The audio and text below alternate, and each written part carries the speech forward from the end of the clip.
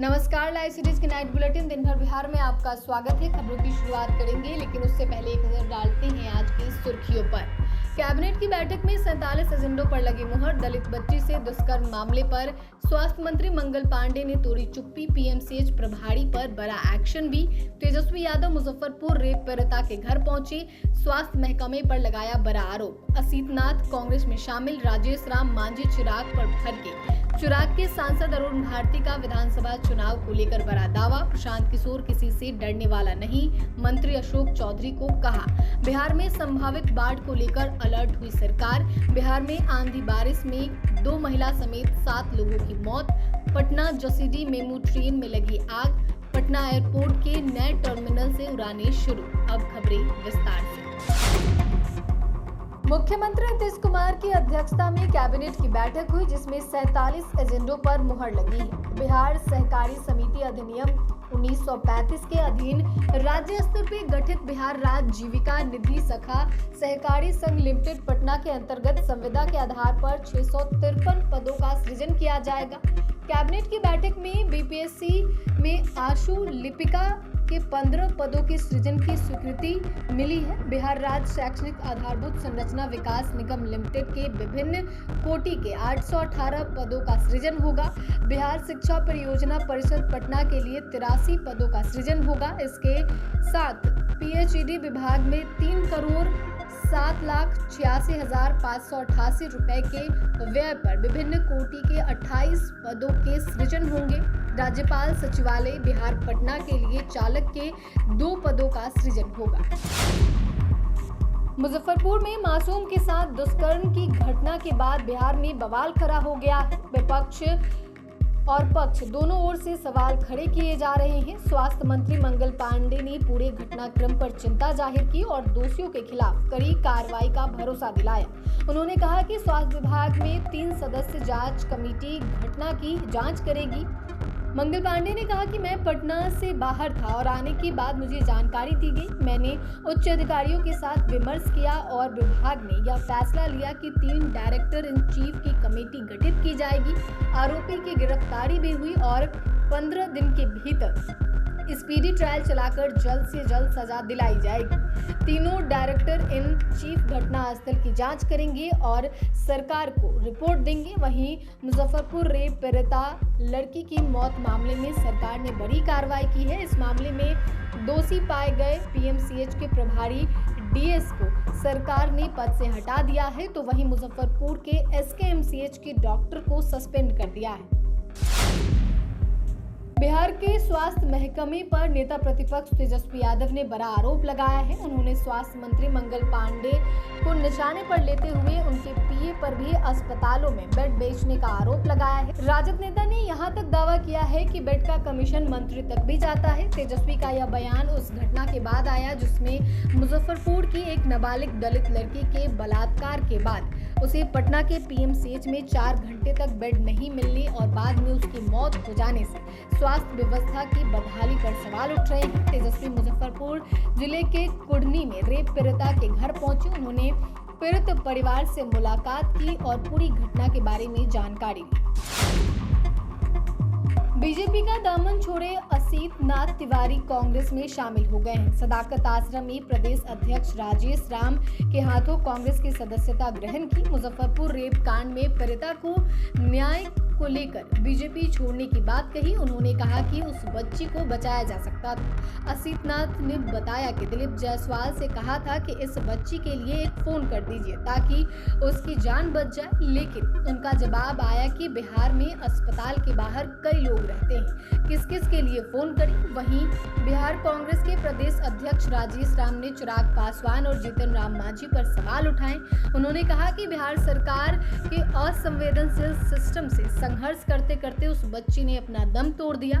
मेरा केंद्रीय मंत्री चिराग से सवाल है कि आपको दलित का वोट चाहिए और आप उनके वोट के बदौलत ही केंद्र की सत्ता में बैठे हुए हैं, मगर आपने इस सत्ता और लालच के लोभ में उस दलित बेटी के लिए कोई संवेदना तक नहीं दिखाई। जमुई सांसद अरुण भारती ने बड़ा संकेत दिया। उन्होंने पटना एयरपोर्ट पर कहा कि वर्ष 2005 में नीतीश कुमार के मुख्यमंत्री बनने पर राज्य में जंगल राज खत्म हुआ था, बिहार में सुशासन आया, लेकिन अब वक्त है कि एक युवा शक्ति बिहार में आगे आए और पीएम मोदी और सीएम नीतीश के साथ बिहार को आगे ले जाए। उन्होंने चिराग पासवान के विधानसभा चुनाव लड़ने की खुलकर वकालत की। उन्होंने कहा कि चिराग पासवान ने हमेशा बिहार को अपनी राजनीति का केंद्र माना है। उन्होंने केंद्रीय मंत्री रहते हुए बिहार फर्स्ट, बिहारी फर्स्ट का नारा दिया। ऐसे में जरूरी है कि बिहार को और आगे ले जाने के लिए चिराग बिहार के विधानसभा पटल से राज्य की बातें उठाएं। इसके लिए उनका बिहार में चुनाव में उतरना जरूरी है। उन्होंने कहा कि वे किस सीट से चुनाव लड़ेंगे यह फैसला एनडीए में सीट शेयरिंग के बाद ही होगा। जनसुराज पार्टी के सूत्रधार प्रशांत किशोर की मुसीबत बढ़ सकती है। दरअसल मंत्री अशोक चौधरी ने जनसुराज पार्टी के संस्थापक प्रशांत किशोर पर पटना सिविल कोर्ट में केस दर्ज कराया है। अशोक चौधरी ने कहा कि प्रशांत किशोर ने जो कहा है कि उन्होंने लेन देन करके अपनी बेटी शांभवी चौधरी के लिए लोकसभा चुनाव का टिकट लिया है, तो उन्हें यह बात साबित करना होगा या फिर सार्वजनिक रूप से माफी मांगनी होगी। इधर मानहानि का केस दर्ज होने पर प्रशांत किशोर की भी प्रतिक्रिया सामने आई। प्रशांत किशोर ने कहा कि हमें मानहानि मुकदमा और एफआईआर से डराने वाला कोई पैदा नहीं हुआ है। जिनका आप नाम ले रहे हैं वे जितनी बार चाहे मानहानि एफआईआर कर दे। बिहार में संभावित बाढ़ को देखते हुए सरकार पूरी तरह मुस्तैद हो गई है। संभावित बाढ़ से निपटने के लिए सरकार ने पटना और बेगूसराय में बाढ़ निरोधक कार्य के लिए बड़ी राशि की स्वीकृति दी है। उप मुख्यमंत्री सम्राट चौधरी ने बताया कि बेगूसराय और पटना जिले के तटबंध एवं कटाव निरोधी कार्य के लिए 1016 करोड़ रुपए स्वीकृत किए गए हैं। उन्होंने बताया कि बेगूसराय जिले में हसनपुर बनिया से सगुनी तक 8.330 किलोमीटर लंबाई के नए तटबंध निर्माण सुरक्षात्मक कार्य के लिए 59.9827 करोड़ की वित्तीय मंजूरी दी गई है। इस परियोजना के क्षेत्र में बाढ़ नियंत्रण को सुदृढ़ किया जाएगा एवं तटबंध को मजबूत करने में सहायता मिलेगी। सिवान में आंधी बारिश ने जमकर कहर बरपाया। आंधी बारिश में 7 लोगों की मौत हो गई। किसी पर पेड़ गिरे तो किसी पर दीवार गिरने से मौत हो गई। कई लोगों ने छिपकर जान बचाई। यह हवा इतनी तेज थी कि लोगों ने बताया कि 100 किलोमीटर प्रति घंटे की रफ्तार से भी तेज रही होगी। आंधी उठते ही लोग इधर उधर जाकर छिपने लगे। देखते ही देखते काफी तेज हवाओं के साथ बारिश भी शुरू हो गई। बारिश में कई दर्जन पेड़ उखड़ गए। टीन के शेड हवा में उड़कर दूर के छत पर चले गए। लोग जब तक कुछ समझ पाते तब तक एक एक कर कुल 7 लोगों की मौत इस आंधी पानी की वजह से हो गई। जमुई स्टेशन पे एक बड़ा रेल हादसा टल गया। पटना जसीडीह मेमू के 2 कोच के बीच के कनेक्शन तार में अचानक आग लग गई। इस घटना में ट्रेन में सवार यात्रियों के बीच अफरा तफरी मच गई, लेकिन त्वरित कार्रवाई से स्थिति पर काबू पा लिया गया। किसी भी यात्री को कोई नुकसान नहीं पहुंचा। जानकारी के अनुसार जैसे ही ट्रेन जमुई स्टेशन के करीब पहुंची, उसके एक कोच से धुआं निकलने लगा और देखते ही देखते आग की लपटें दिखाई देने लगी। आग लगने की खबर फैलते ही यात्रियों में भगदड़ मच गई और वे अपनी जान बचाने के लिए इधर उधर भागने लगे। हालांकि रेलवे कर्मियों और अधिकारियों ने तुरंत मोर्चा संभाला। फायर ब्रिगेड की टीम भी तत्काल मौके पर पहुंचकर आग पर पूरी तरह काबू पा लिया। पटना के जयप्रकाश नारायण अंतर्राष्ट्रीय हवाई अड्डे के नए टर्मिनल की शुरुआत हो गई है। नए टर्मिनल यात्रियों के लिए खोल दिया गया है। एयरपोर्ट प्रशासन ने इसकी जानकारी सभी एविएशन कंपनियों को भी दे दी है। सुबह करीब 6:30 बजे पहली फ्लाइट इंडिगो की लैंड की, जो बेंगलुरु से पटना पहुंचा। नए टर्मिनल में अलग अलग एंट्री एग्जिट पॉइंट के साथ साथ चेक इन काउंटर्स बढ़े हैं।